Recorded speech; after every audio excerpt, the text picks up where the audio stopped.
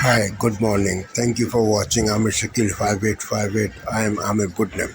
Following headline news have been reported by American, European, Asian, African, Australian channels and AP, AFP and Reuters news agencies. Now the headlines. Israeli pounding in Gaza kill at least 20 people. Israel also attacked northern Lebanon. UN peacekeepers are under attack. Surcharge in Australia. A woman killed elderly man in Australia. Indian diplomats kicked out from Canada. Fat people have to work in the UK now. FEMA workers are under attack in America. Taxes will increase in USA. Now please watch the channel.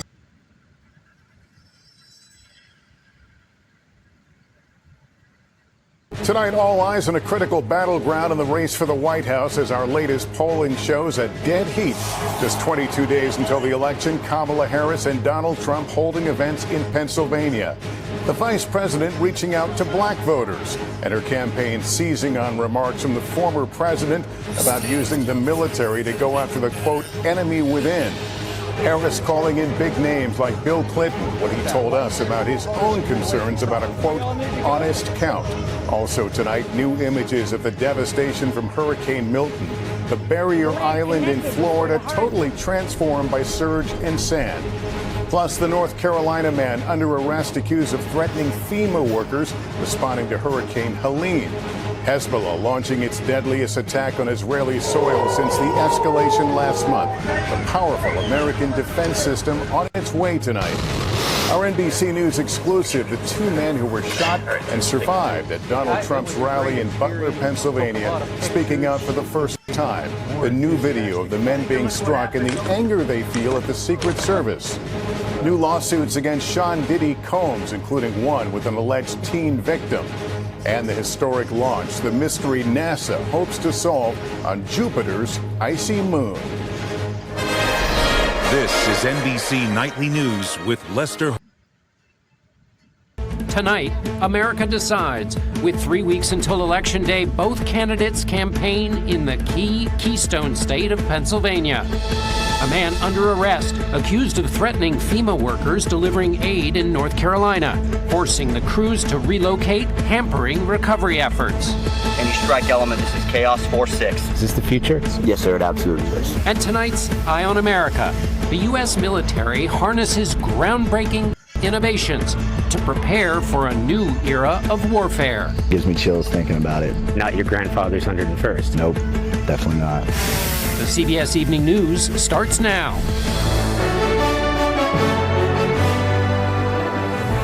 Good evening, and thank you for joining us. Tonight, breaking news as we come on the air. Kamala Harris and Donald Trump both in Pennsylvania at this hour. And the new ABC News poll tonight, what it shows, where this race stands. Also tonight, after dangerous misinformation about FEMA's response to the hurricanes, now the threats, and tonight an armed suspect under arrest. And the images coming in, the deadly commuter train accident outside New York. First tonight, 22 days now until Election Day, Vice President Kamala Harris and former President Donald Trump in the must-win state of Pennsylvania. Kamala Harris in Erie, Donald Trump outside Philadelphia. And the new ABC News poll tonight, what it shows just 22 days before this election. Also tonight, after dangerous misinformation about FEMA's response to the hurricanes, now the alarming threats against FEMA workers. And tonight, news coming in, the armed suspect under arrest with multiple guns.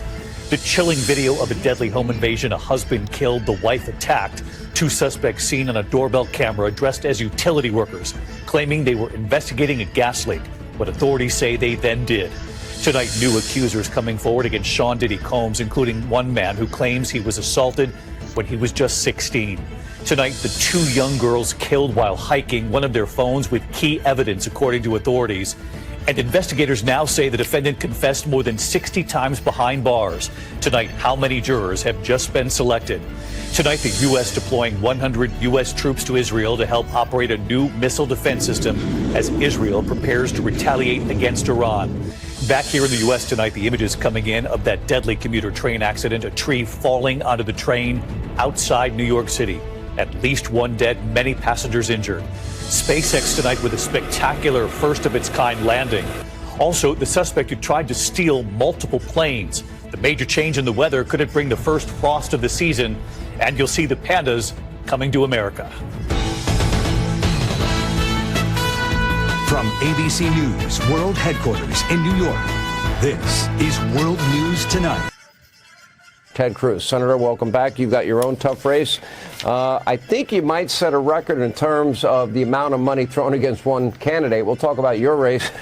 What do you see as the state of the race in the country right now, and those 7 swing states we're also focused on? Well, listen, I think the Biden-Harris White House is in panic. I think with the story you just reported on is real. I think the hardcore Biden loyalists are angry. They're angry that their boss was thrown out, unceremoniously defenestrated, thrown out the window. And to be clear, I don't think Joe Biden left voluntarily. I think Barack Obama and Nancy Pelosi and Chuck Schumer said, get out. And if you don't get out, we will exercise the 25th Amendment and force Kamala on you. And I think the Biden loyalists are mad. Now, their only argument was Biden's going to lose. Well, now Kamala's losing. Right now, Donald Trump is winning in 6 of the 7 swing states. I think the momentum is with Trump, and the Kamala campaign is panicking. Listen, you know it's bad when Saturday Night Live turns on Kamala. That happened this Saturday with the cold open, and I think we're going to see more and more of that momentum between now and Election Day. How do you feel about the Senate? You're a big part of that. My sources in Texas say that you're up probably by 4 or 5. I know some polls have shown it a little closer. But with that said, like I'm telling people in this race with President Trump and Kamala Harris, you better assume that your vote is the deciding vote in the election. And like in Texas, if you're in Texas and you care about border security, if you don't want Harris-Biden inflation, if you don't want to pay high gas prices, if you want law and order, you better pay attention to Senator Cruz and his race. And don't you have a debate coming up soon, too? So I do. Our debate is tomorrow, and Chuck Schumer has been explicit. I'm his #1 target in the country. Chuck Schumer and George Soros are flooding over $100 million into the state of Texas. I'm getting pounded every day. We had a poll just come out yesterday, showed it as a 1-point race, and we're getting viciously outspent. And so I'm so appreciative of your viewers going to tedcruz.org, tedcruz.org, and contributing $25, $50, $100, maybe somebody giving $500 or $1,000, but go to tedcruz.org. Because when you've got $100 million, wild-eyed liberals that want to buy Texas, and here's what Schumer thinks. If he can flip Texas, he wins the Senate and he wins the country. Texas is the battleground.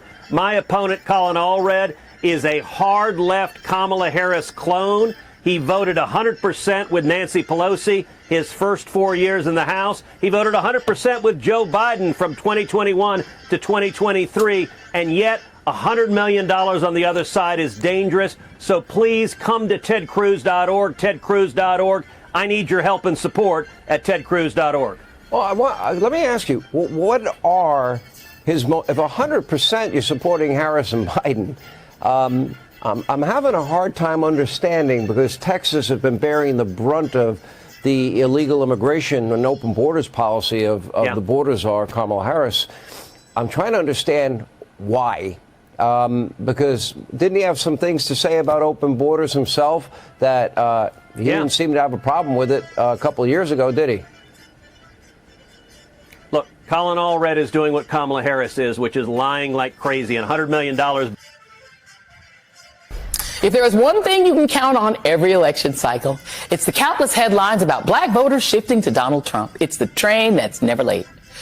We start this week with the media's favorite parlor game, powered by a New York Times Siena oversample poll, meaning they plussed up a relatively small sample of their main poll, and which the Times chose to report as follows, quote, black voters drift from Democrats, imperiling Harris's bid, poll shows. Their poll shows Harris leading Trump 78-15. Now, what's odd is that their poll contradicts a number of other recent polls and history that say otherwise.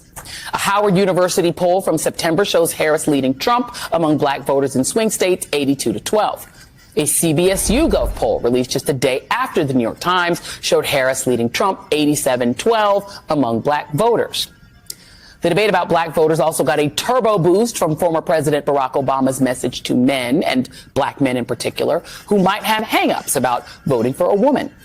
Over the weekend, Vice President Harris spoke with a popular social media destination, The Shade Room, think TMZ for black folks, where she responded to questions about Obama's message. What is also important is, one, to understand, like, as I said, I intend to earn the vote of everyone, including black men. Two, pay attention to everything that President Obama talked about, because he also talked about, at length, the danger of Donald Trump. The danger of Donald Trump in terms of somebody who has said that they would weaponize the Department of Justice against his political enemies, somebody who has referred to black immigrants in Springfield, Ohio, legal immigrants, as though they would eat their pets, constantly perpetuating tropes. The vice president also sat down with Roland Martin for a comprehensive conversation about a broad range of issues, from the economy to education, criminal justice and housing reform, Africa policy, voter apathy, and disenfranchisement. Good evening. In a stunning move, Canada has expelled 6 top Indian diplomats. Serious and shocking allegations revealed by the RCMP during a rare news conference on Thanksgiving Monday, warning the public of safety threats linked to Indian government officials. India quickly retaliated, ordering 6 Canadian diplomats to leave that country within a week. The expulsions represent a deepening deterioration of diplomatic relations between the two countries. CTV's Colton Prale starts us off.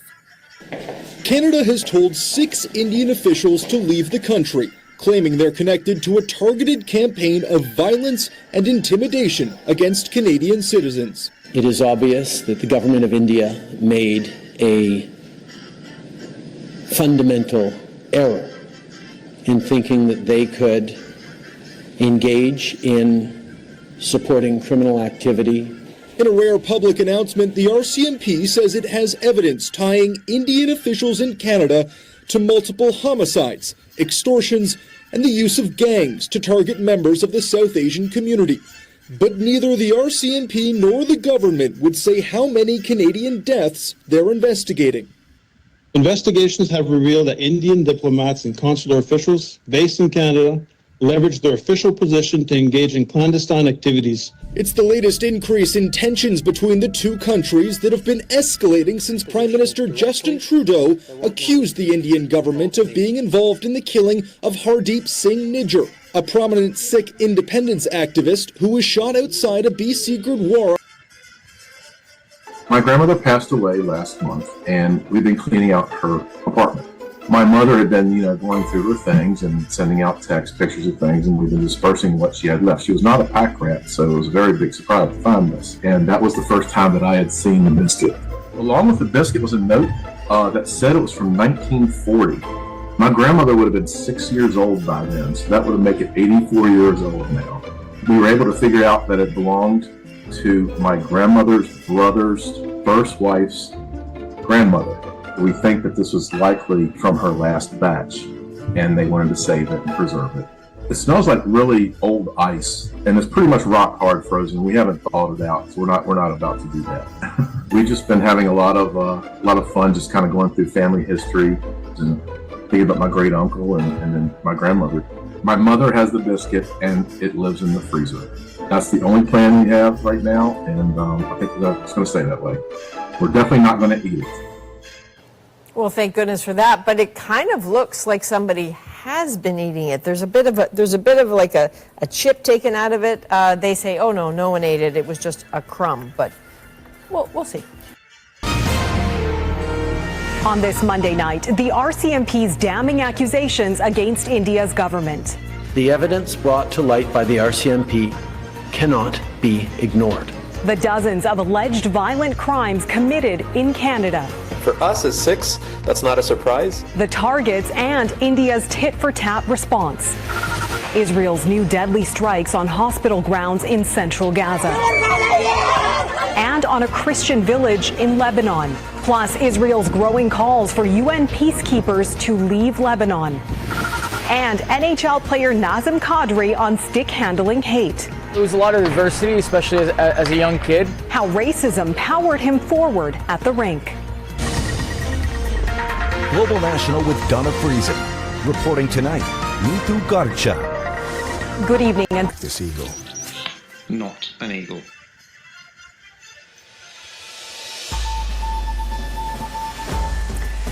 Today, cutting costs, the federal government to promise to crack down on card surcharges by 2026. What we want to see is that customers aren't paying to access their own money to buy a cup of coffee or to fill their shopping trolley.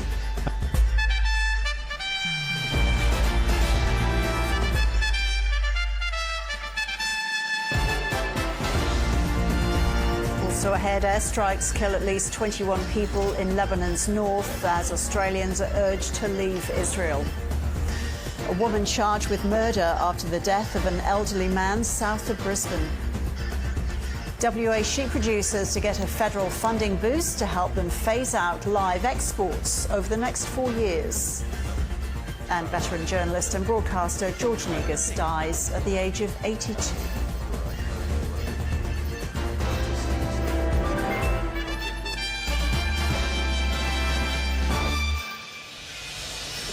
Hello and welcome to ABC News. I'm Ros Childs. Well, we'll start with our breaking news.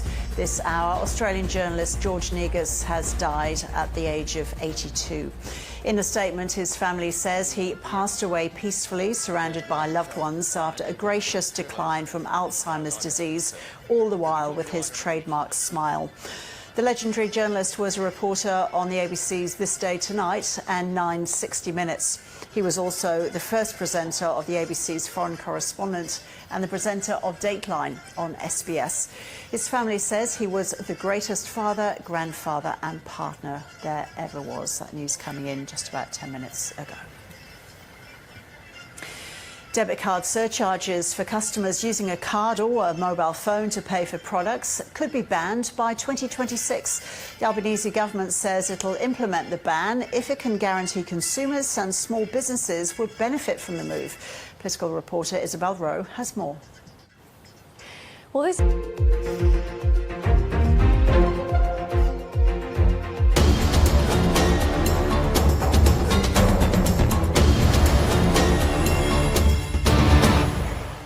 On October 12, 2024, President Felix Tshisekedi of the Democratic Republic of Congo confirmed the continuation of military cooperation between the Congolese and Ugandan armies to combat the Allied Democratic Forces ADF rebels in North Kivu and Ituri.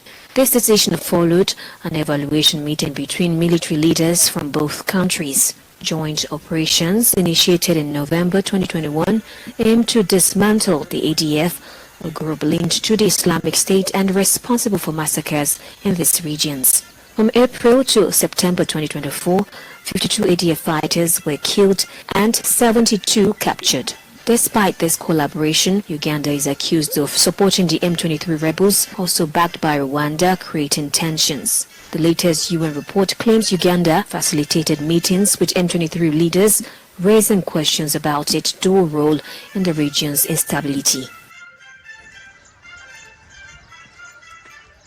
Flash floods have affected hundreds of households in South Sudan, the United Nations said Monday, leaving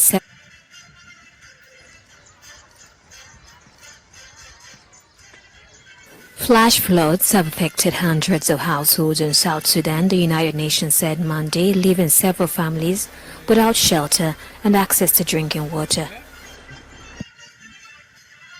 Residents said they had no essentials and complained the government hadn't provided any help.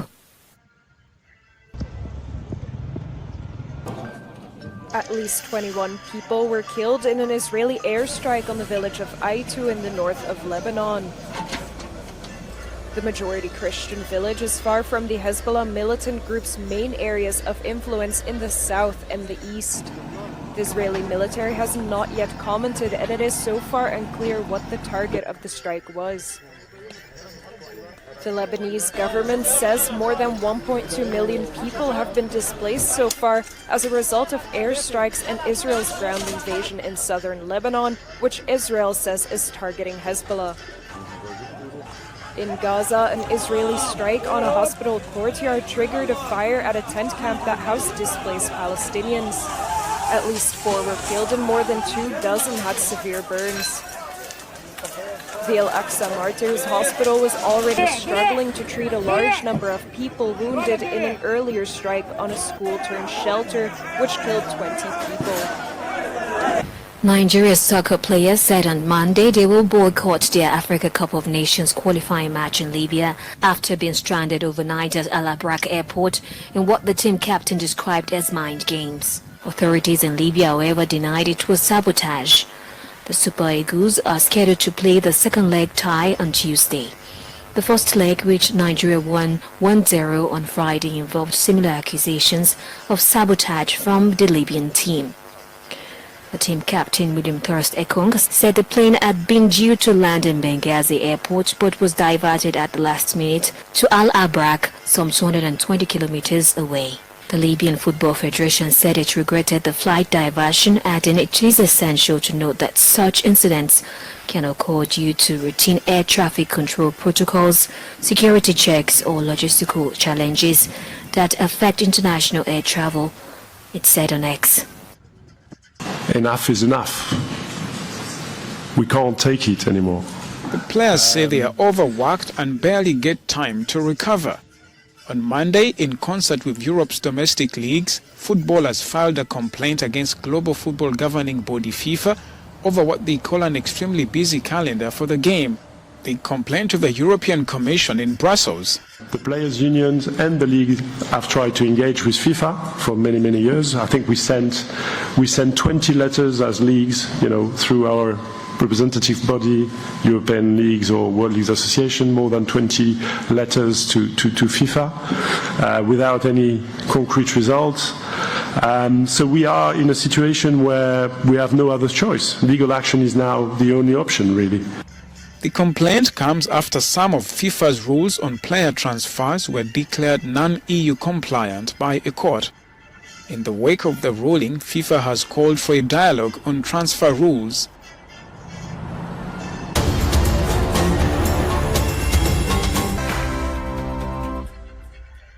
Good morning. Labour wages war on fat people. The Health Secretary, Wes Streeting, says obese, unemployed people will be given weight loss injections to get them back into work. The move comes as he claims obesity has placed a huge burden on the NHS and has held the country's economy back. Chancellor Rachel Reeves is accused of breaking Labour's pledge on tax as she hints the government will increase national insurance payments for employers. The UN Secretary-General condemns the large number of civilian casualties in northern Gaza as Israel's ground offensive intensifies. Elsewhere, the Novichok inquiry hears the perfume bottle opened by Dawn Sturgis before her death contained enough poison to kill thousands as her family call on Vladimir Putin to give evidence. The dangers of doom scrolling. Children who spend hours a day on their phones risk long-term harm. And a study reveals 1 in 3 people would rather see their parents enjoying their retirement over leaving behind an inheritance. But with the nation facing economic hardship, does this ring true for you? And in the sport this morning, could it actually be possible that Pep Guardiola will be the next England manager? Craig Bellamy becomes the first Wales manager to go unbeaten in his first 4 games in charge as they beat Montenegro, and next year's Ryder Cup tickets in America are out, but they ain't cheap. Pretty mild start out there for most of us. It's also fairly drab, but it should get a bit brighter as the day goes on, and it could be even warmer on Wednesday. Join me later for a full forecast. Hello, very good to see you. Just after 6 o'clock, I'm Eamon Holmes. I'm Isabel Webster, and you're tuned in to GB News Breakfast.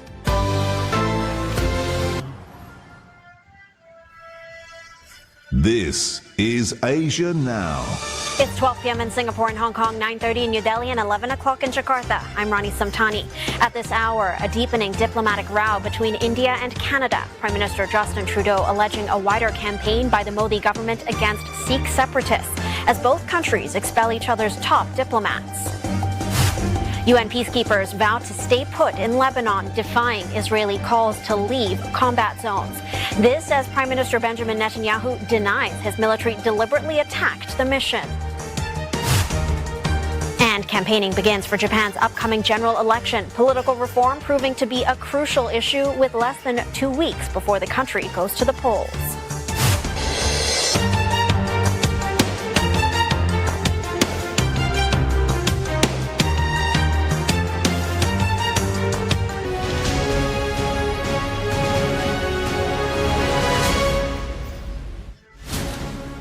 Good morning, it's 6 o'clock. On today's show, we report on the fight against deadly disease in the world's forgotten war.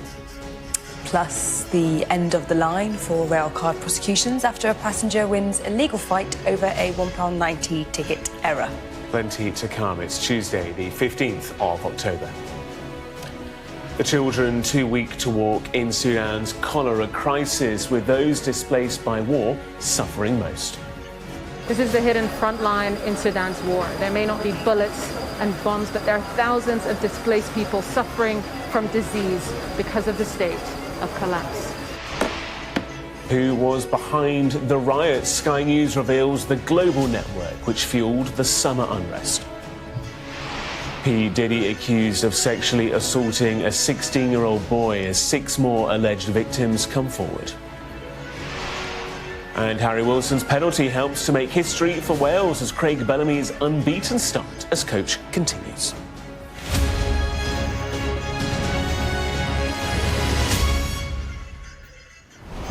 A political and media storm after the 2016 US election, when the former spy's shocking and sometimes salacious dossier was leaked. It alleged incumbent President Donald Trump had bribed Russian officials and taken part in sex parties, leaving him compromised and vulnerable to blackmail by the Kremlin. Steele was asked to compile the report by a US political consultancy working on behalf of Hillary Clinton's campaign. He says he never intended for it to be published. Trump failed in his attempts to sue Steele in both the English and US courts, but many claims in the dossier remain unsubstantiated. Trump strongly denies the allegations. So this time, obviously very, very close election in America. What are your sources telling you about how Russia might be intervening already or might be planning to intervene? It's much more subtle, it's much more geostrategic now. And the two things that come out in the book are the one thing that Russia has identified as a key issue in the American election is inflation. And this is something that the Russians think that they can keep up, that they can exacerbate in the West and particularly in America through the oil price. And they've spent the last few years growing closer to OPEC and OPEC leaders to limit production and keep inflation high in the world economy. And you think they're already doing that, to be clear? I mean, Yes. This is happening now. I mean, they're sort of openly doing it, but their motivation declared is different. And they're also, in your belief, your sources are telling you in your book, that they're in some way trying to manipulate migration at the southern border to the US. Just explain what you found out there. So once again, they're very aware that that's a toxic issue in the election. This is DW News, and these are our top stories. The Lebanese Health Ministry says at least 21 people have been killed in an Israeli airstrike on an apartment building in the town of Aito in northern Lebanon. The Christian-majority northern region is far from the Hezbollah-dominated areas that Israel's been targeting near Beirut and in the south of the country. The UN has urged respect for the safety and security of UNIFIL peacekeepers in Lebanon after several incidents left 5 wounded. Israeli Prime Minister Benjamin Netanyahu says Hezbollah is using UNIFIL facilities as cover and has urged them to leave. UNIFIL's chief says the peacekeepers will remain in position. A NASA spacecraft has lifted off from the U.S. Kennedy Space Center in Florida on a mission to explore Jupiter's moon Europa. The Europa Clipper probe will take 5.5 years to reach Jupiter, where scientists hope to learn more about its moon, including whether Europa could sustain life beneath its outer layer of ice. This is DW News from Berlin, and you'll find lots more news on our website. That's dw.com.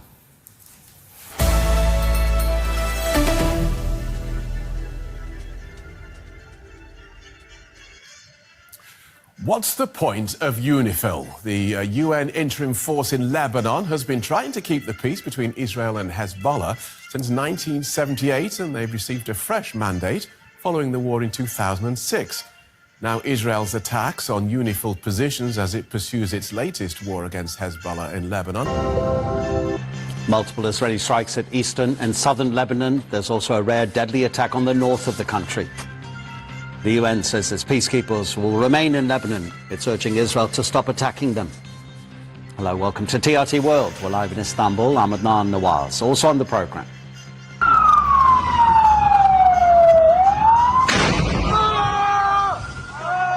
Dozens are killed across Gaza, with Israel's siege of the north set to tighten.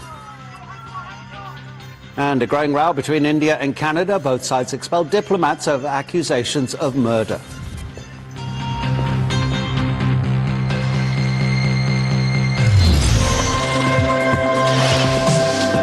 Thank you for sparing your precious time.